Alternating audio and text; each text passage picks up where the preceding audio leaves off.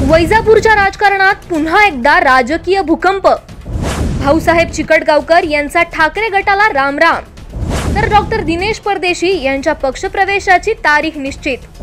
आमदार रमेश बोरनारेंना विधानसभा निवडणूक जड जाणार का?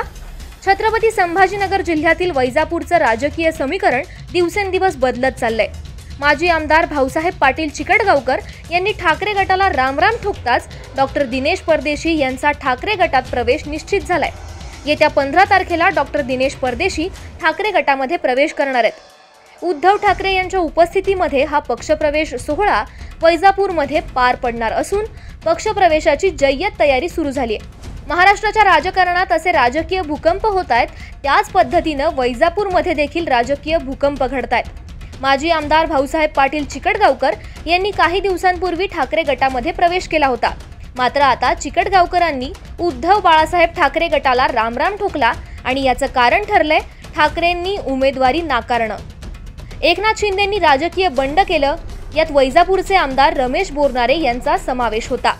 बोरनारे यांनी ठाकरे यांची साथ सोडली आणि शिंदे गटात ते सामील झाले आणि वैजापूरमध्ये हा पहिला राजकीय भूकंप ठरला। त्यानंतर माजी जिल्हा परिषद सदस्य पंकज ठोंबरे यांनी काँग्रेसला रामराम ठोकण्याचा निर्णय घेतला आणि राष्ट्रवादी काँग्रेसमध्ये त्यांचा प्रवेश निश्चित झाला।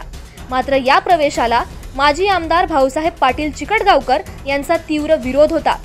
पंकज ठोंबरे यांना पक्षात घेऊ नका, अन्यथा मी बाहेर पडेल असा इशारा चिकटगावकर यांनी पक्षश्रेष्ठींना दिला होता।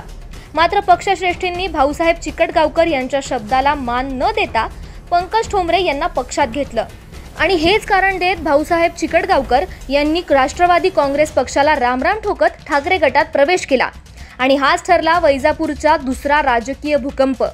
मात्र आता पुन्हा एकदा वैजापूरच्या राजकारणात बदल होतोय। एकीकडे आमदार रमेश बोरनारे यांची तालुक्यात पसंती वाढताना दिसतेय। वैजापूरमध्ये या 5 वर्षांमध्ये त्यांनी आणलेला विकास निधी हा रेकॉर्ड ब्रेक असल्यामुळे त्यांची चर्चा ही तालुक्यातच नाही तर जिल्हाभरात चांगलीच रंगली आहे। तर दुसरीकडे वैजापूरच्या राजकारणात 2 राजकीय भूकंप घडतायत। ठाकरे गटात असलेले माजी आमदार भाऊसाहेब चिकटगावकर यांनी ठाकरे गटातून बाहेर पडण्याचा मोठा निर्णय घेतलाय आणि यावेळेस पक्षातून बाहेर पडण्याचं कारण ठरलंय डॉक्टर दिनेश परदेशी। भाऊसाहेब पाटील चिकटगावकरांना मातोश्रीवरून उमेदवारी नाकारण्यात आली आहे, तर दुसरीकडे भाजपचे डॉक्टर दिनेश परदेशी यांनी उद्धव बाळासाहेब ठाकरे गटात येण्याची पसंती दर्शवली आहे।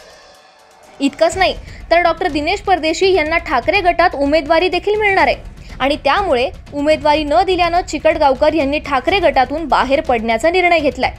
चिकटगावकर पक्षातून बाहेर पडताच तिकडे डॉक्टर दिनेश परदेशी यांच्या प्रवेशाची तारीख निश्चित झाली आहे। 15 तारखेला डॉक्टर दिनेश परदेशी भाजपला रामराम ठोकणार असून ठाकरे गटात प्रवेश करणार आहेत। उद्धव ठाकरे यांच्या उपस्थितीमध्ये वैजापूरमध्ये हा पक्षप्रवेश सोहळा होणार आहे।